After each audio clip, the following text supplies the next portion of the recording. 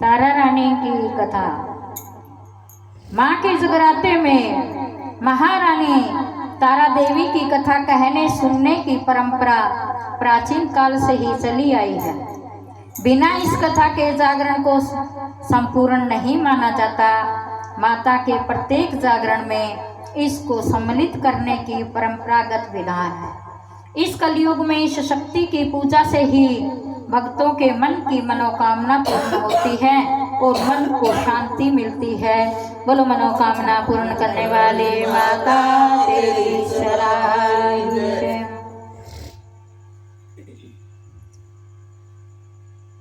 राजा सरपंच माँ भगवती का पुजारी था। दिन रात महामाई की पूजा करता था। माँ ने भी उसे राजपाट, धन दौलत, ऐशो आराम के सभी साधन दिए थे। कमी तो थी सिर्फ उसके घर में कोई संतान ना थी। यही गम उसे दिन रात सताता था। माँ से यही प्रार्थना करता था कि हे माँ, मुझे एक लाल बख्श दो माँ, ताकि मैं भी संतान का सुख भोग सकूं और मेरे पीछे भी मेरे नाम लेने वाला हो, मेरा वंश भी चलता रहे। और माँ ने उसकी पुकार सुन ली। एक दिन माँ ने आकर राजा को स्वप्न में दर्शन दिए और कहा, हे राजन, मैं तेरी भक्ति से बहुत प्रसन्न हूँ और तुझे वरदान देती हूँ कि तेरे लाल संतान की प्राप्ति हो। बोलो जगदम्बा भवानी माता तेरी सराही। हो छोटा सा लाल मन दे दे मैया जी, छोटा सा लाल मन दे दे मैया जी, मैं भी कर लूं लाड, मेरा मन करे से मैं भी कर लूं लाड छोटा सा लाल मन दे दे मैया जी, छोटा सा लाल मन दे दे मैया जी, मैं भी कर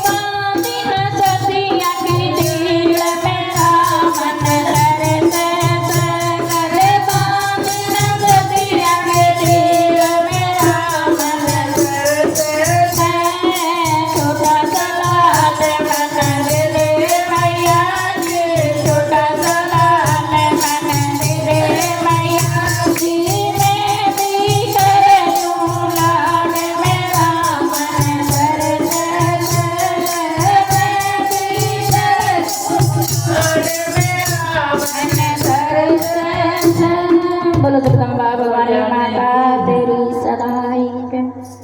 तो उन राजा और रानी की माँ ने जैसे ही प्रार्थना सुनी तो उनके घर में 2 कन्याएं जन्म लेंगी, ऐसा वरदान माँ ने दिया। कुछ समय के बाद राजा के घर में एक कन्या ने जन्म लिया।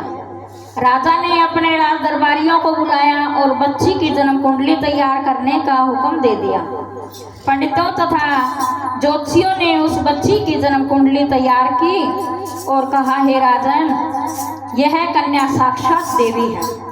यह जहाँ भी कदम रखेगी वहाँ खुशियाँ ही खुशियाँ होगी। यह कन्या भी भगवती की पुजारन होगी।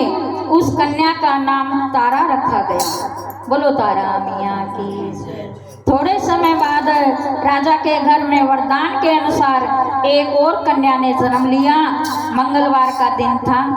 पंडितों और ज्योतिषियों ने जब कुंडली तैयार की तो उदास हो गए। राजा ने उदासी का कारण पूछा तो वे कहने लगे, महाराज, यह कन्या आपके लिए शुभ नहीं है। राजा ने उदास होकर ज्योतिषियों से पूछा कि मैंने ऐसे कौन से बुरे कर्म किए जो कि इस कन्या ने मेरे घर में जन्म लिया। उस समय ज्योतिषियों ने अपनी ज्योतिष लगाकर कहने लगे कि ये दोनों कन्याएं जिन्होंने आपके घर में जन्म लिया है, पिछले जन्म में राजा इंद्र की अप्सराएं थी।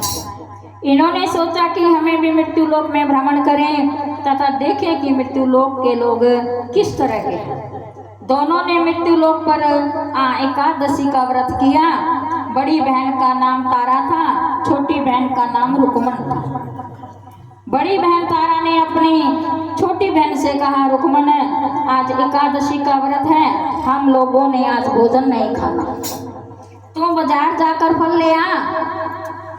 रुकमन बाजार जाकर फल लेने गई तो उसने मछली के पकोड़े बनते देखे। उसने उन्हीं पैसों के जो पकोड़े खा लिए तथा तारा के लिए फूलों के फल के वापस घर फल लेकर वापस घर आ गई। फल उसने तारा को दे दिए। तारा ने पूछा कि तू अपने लिए क्यों नहीं लाई? तो रुकमन ने बताया कि उसने मछली के पकोड़े खा लिए हैं।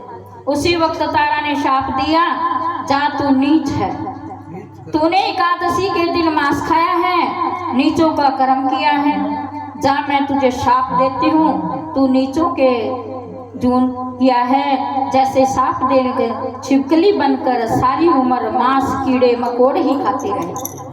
उसके बाद राजा की कन्या छिपकली की जून में चली गई। उसी शहर में गुरु गोरख अपने शिष्यों के साथ रहते थे। उनके शिष्यों में एक चेला तेज स्वभाव का था तथा घमंडी था। एक दिन वो छिपकली शिष्य पानी का कमंडल भरकर खुले स्थान में एकांत में जाकर तपस्या करने बैठ गया। वो अपनी तपस्या में लीन था। उसी समय उधर से एक प्यासी कपिला गौ आ गई।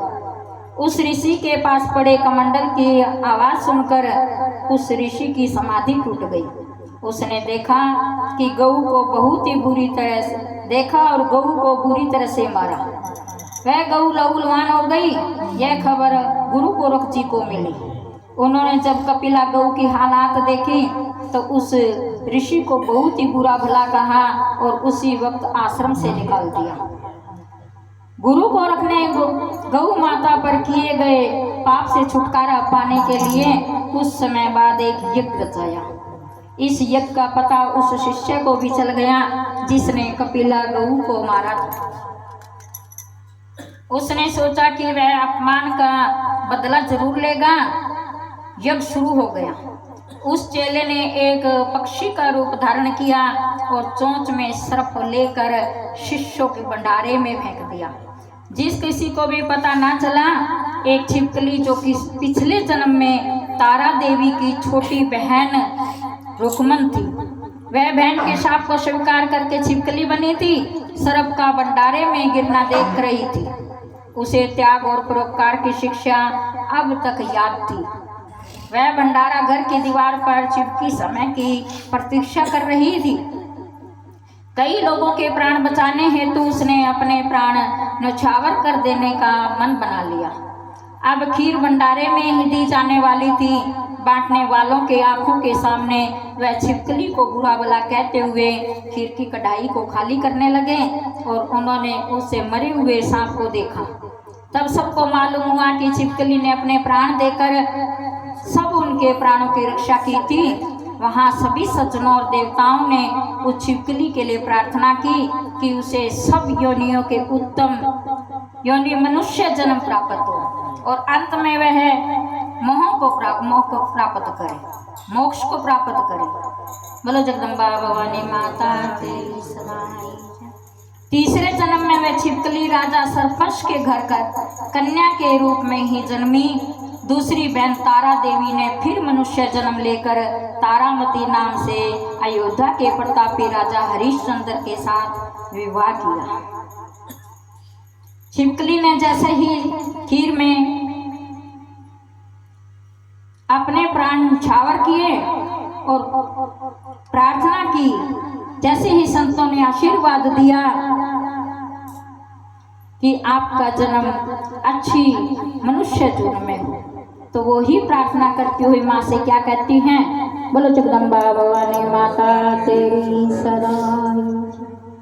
हे माँ मुझको ऐसा घर दो जिसमें तुम्हारा मंदिर हो, ज्योत जगे दिन रैन तुम्हारी तुम मंदिर के अंदर हो। हे माँ मुझको ऐसा घर दो जिसमें तुम्हारा मंदिर हो, ज्योत जगे दिन रैन तुम्हारी तुम मंदिर के अंदर हो। हे माँ, हे माँ, हे माँ, हे माँ, हे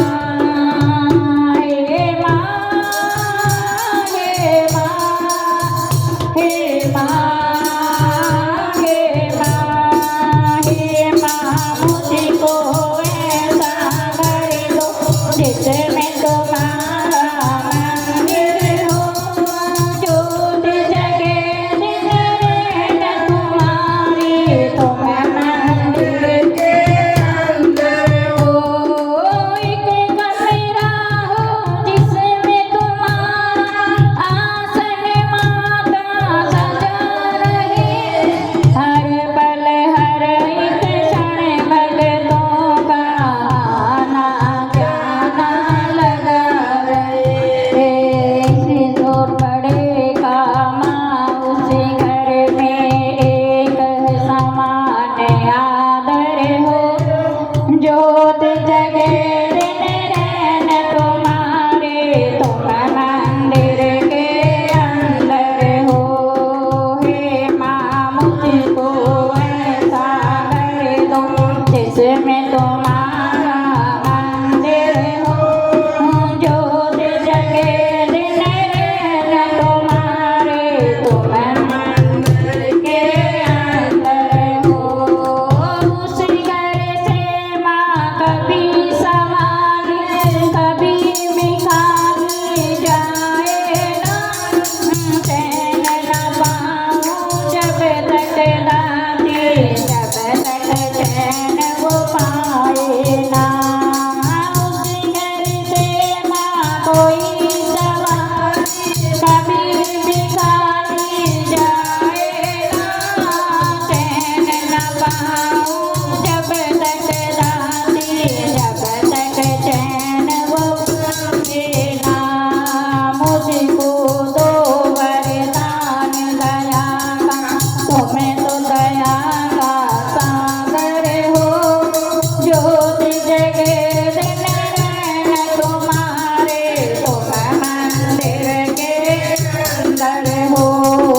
हे माँ मुझको ऐसा घर दो जिसमें तुम्हारा मंदिर हो, ज्योत जगे दिन रैन तुम्हारे तुम मंदिर के अंदर हो। उस घर का माँ हर एक प्राणी तेरी महिमा गाता रहे, तू रखे जिस हाल